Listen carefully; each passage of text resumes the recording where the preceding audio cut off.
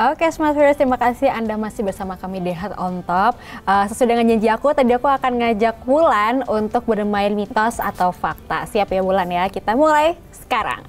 Yang pertama, emosi yang tidak diluapkan akan berdampak buruk pada kesehatan mental. Mitos atau fakta? Fakta. Oke, bisa jelasin mungkin? Oke, emosi yang tidak diekspresikan ya dalam waktu yang lama itu bisa berdampak buruk pada kesehatan mental karena kita bisa jadi ngerasa tertekan dengan emosi yang kita rasakan sendiri, terus ngerasa sesak gitu ya, dan juga mungkin berdampak buruk pada perilaku kita sehari-hari seperti itu. Oke, yang kedua, penyakit mental adalah simbol kelemahan karakter atau kemampuan mengelola emosi yang rendah. Mitos atau fakta? Mitos. Mitos. Oke. Selanjutnya yang ketiga, perempuan lebih cerdas secara emosi dibanding pria. Mitos atau fakta? Mungkin aku jawabnya pakai penjelasan ya. Jadi kalau misalkan dikatakan wanita itu lebih emosional daripada pria, mungkin fakta gitu. Cuman kalau misalkan cerdas secara emosi, ini kan berarti kan kecerdasan emosional itu belum tentu gitu. Karena aku sempat baca penelitian juga, kalau misalkan ternyata hasilnya tuh nggak beda jauh nih perbedaan kecerdasan emosional antara pria dan wanita gitu. Karena kalau misalkan kita bicara tentang kecerdasan emosional itu masih banyak aspek-aspeknya lagi tuh di dalamnya gitu. Jadi bukan hanya tentang gimana kita bisa mengekspresikan emosi aja, tapi ada banyak hal-hal lainnya gitu. Oke, berarti statement tentang perempuan pakai hati, cowok pakai logika, berarti bener dong? Ya kind of ya. Mungkin kebanyakan seperti itu, tapi juga sebenarnya enggak juga sih, karena banyak perempuan juga yang mengandalkan thinking ya. Oke. Lanjut lagi, seseorang memiliki cerdas emosi. Ya, seseorang yang memiliki cerdas emosi, ia akan cerdas secara sosial. Di dalam kecerdasan emosi itu, tadi aku juga sempat cari teorinya di salah satu teori itu kecerdasan. Maksudnya di salah satu teori kecerdasan emosi itu ada aspek untuk social skill gitu, skill dalam bersosial. So I think it's a fakta. Oke. Nah selanjutnya, emosi mengurangi kualitas pengambilan keputusan. Mitos atau fakta? Kalau mengurangi, mitos. Tapi kalau mempengaruhi, fakta. Oke. Jadi justru emosi itu penting banget loh buat kita tuh ngambil keputusan yang tepat gitu, karena kita kadang-kadang tuh nggak bisa ngambil keputusan berdasarkan logika doang, kadang perlu emosi juga gitu ya, kalau misalkan digunakan itu secara tepat gitu. Jadi kalau misalkan mengurangi kualitas pengambilan keputusan itu mitos, tapi kalau mempengaruhi ya fakta begitu. Oke, nah selanjutnya, meninggalkan masalah atau diam adalah solusi yang baik untuk meredam emosi. Mitos atau fakta? Mitos ya. Kalau diam itu bisa jadi meredam sih, tapi kalau meninggalkan masalah, I think no. Ya, benar. Ya, namanya masalah diselesaikan ya, seperti itu. Iya. Oke. Hanya orang lain yang dapat menilai diri kita kalau kita tidak dapat mengelola emosi. Mitos atau fakta? Mitos. Oke, tetap ya diri kita bisa menilai ya. Betul. Oke. Nah, selanjutnya nih yang terakhir. Apakah benar kita tidak boleh terlalu senang karena setelah itu bisa sedih? Mitos atau fakta? Ini susah banget nih. Berarti bisa iya dong?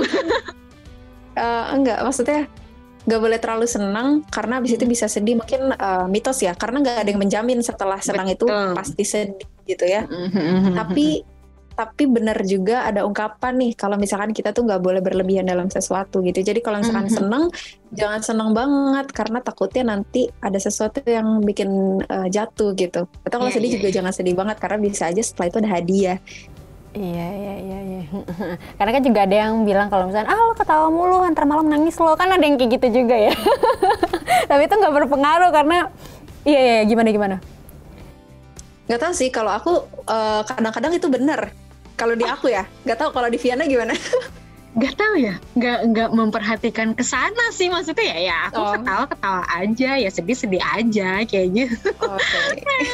Ya itu mitos ya, maksudnya kayak itu kan omongan-omongan yang ya mungkin dari orang tua atau mungkin dari lingkungan yang zaman dulu gitu kan. Biasanya emang juga itu sugesti ya. Iya benar tuh sugesti, tapi emang pada dasarnya memang sesuatu nggak boleh terlalu berlebihan. Jadi senang nggak boleh nggak boleh berlebihan, sedih juga nggak boleh berlebihan kayak gitu. Nah, kalau misalnya kita saat kita terluka oleh suatu keadaan, seringkali kita melakukan self healing gitu. Mungkin ada nggak tips yang bisa Wulan kasih untuk agar kita tuh bisa lebih menerima suatu keadaan? Oke, menerima ya. Ini kurasa lebih jauh lagi nih daripada sekedar meregulasi emosi ya, karena menerima itu sebuah proses. Again, it's a process ya. Menerima itu proses banget. Kalau misalkan kejadiannya itu menyakitkan banget gitu ya, misalkan kita kehilangan orang yang disayang, terus habis itu kadang-kadang kita butuh proses mungkin berminggu-minggu, mungkin berbulan-bulan, mungkin tahunan gitu ya, untuk sekedar bisa menerima bahwa oh nih memang kenyataannya itu seperti ini gitu. Untuk bisa berdamainya itu memang sulit gitu. Jadi yang pertama, kalau tipsku memang pahami dulu bahwa penerimaan terhadap suatu kejadian yang berat gitu ya, itu memang nggak mudah dan perlu proses. Jadi jangan salahin diri kamu dulu nih kalau misalkan aduh kok gue nggak bisa sih nerima kayak gini doang, kok gue nggak bisa berdamai sih dengan keadaan ini. Ya sabar, karena memang itu proses gitu. Itu yang pertama. Lalu juga yang kedua adalah mungkin kita tuh pingin segala sesuatu, ini wajar banget ya kalau kita pingin segala sesuatu itu berjalan sesuai dengan keinginan kita at 100% gitu ya. Tapi kenyataannya adalah kita tuh nggak bisa loh mengontrol atau mengendalikan semua hal. Ada hal-hal yang bisa kita kontrol atau kendalikan, tapi memang ada hal-hal juga yang di luar dari kendali kita gitu. Betul. Kayak kepergian orang lain atau hal lain itu di luar kendali kita ya gitu. Jadi mungkin dengan menyadari bahwa nggak semua hal itu menjadi tanggung jawab kita untuk dikendalikan, itu bisa lebih membantu untuk berdamai dengan kondisi yang itu salah satu pemikiran yang aku sempat baca, itu stoikisme seperti itu ya.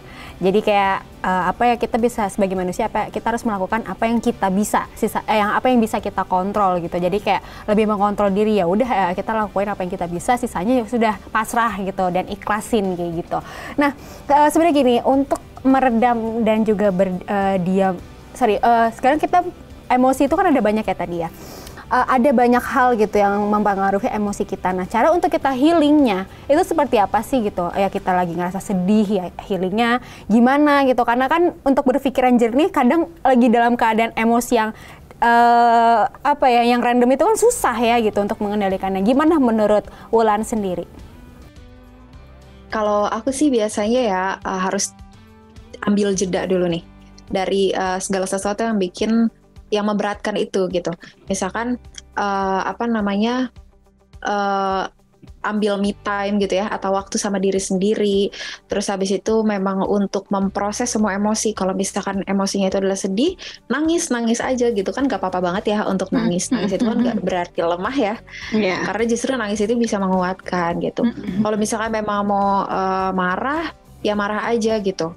Terus kalau maksudnya apa yang mau kita rasakan itu dirasakan aja pada saat kita ambil jeda dari semuanya. Jadi kita sendiri dulu, terus habis itu tuangkan semua emosinya, entah itu nangis, entah itu nulis gitu ya, dengan nulis atau dengan main musik kalau yang hobi main musik gitu. Jadi kayak ya udah ambil jeda dulu, terus habis itu proses semua emosinya dan lakukan hal-hal yang mungkin bisa membuat kamu merasa lebih baik gitu. Misalkan kalau aku sukanya main musik gitu ya, kadang-kadang kalau misalkan lagi sedih aku bikin lagu gitu. Jadi bikin karya terus habis itu nyanyiin gitu ya. Terus ada juga yang sukanya nulis, langsung nulis dan lain-lain gitu. Jadi self healing itu personal banget ya, dan kurasa setiap orang itu punya proses dan cara yang berbeda-beda gitu. Oke, ya panjang ya, dan butuh proses yang harus kita sendiri sih yang kontrol gitu. Kalau kita lagi emosi atau lagi ngerasain salah satu emosi, kita yang bisa kontrolnya gitu. Tadi juga kamu bilang kalau emang harus nangis ya nangis aja gitu.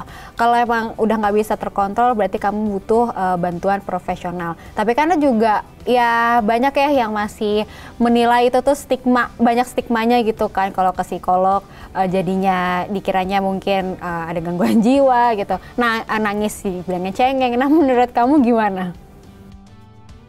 Menurut aku mungkin kita bisa membuat normal orang ke psikolog sama kayak orang ke dokter.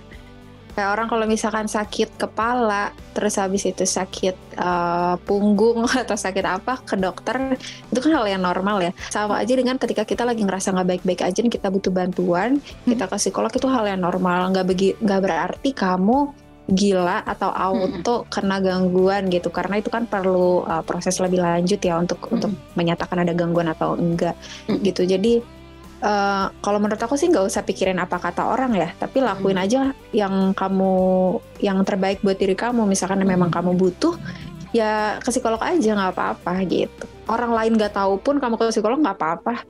Oh, oke. Pokoknya apa yang bisa mengendalikan diri kamu ya udah diri kita sendiri gitu ya. Jadi lebih mengenal ya, pasti lebih mengenal diri sendiri, harus bisa mengelola emosinya lebih baik seperti apa supaya bisa terhindar dari mungkin kesehatan mental yang juga lebih bisa untuk, karena berhubungan dengan sosial juga ya. Jadi kalau misalnya kitanya baik pun kita juga akan bersosialisasi dengan keadaan yang baik juga. Oke, thank you untuk Wulan hari ini. Udah ngobrol-ngobrol sama kita soal pengelolaan emosi. Semoga obrolan kita ini bisa memberikan manfaat dan juga informasi kepada smart viewers juga yang lagi nonton. Dan smart viewers, setelah tadi perbincangan saya bersama Wulan dan akhir kata saya Viana Anindita pamit undur diri. Terima kasih dan sampai jumpa.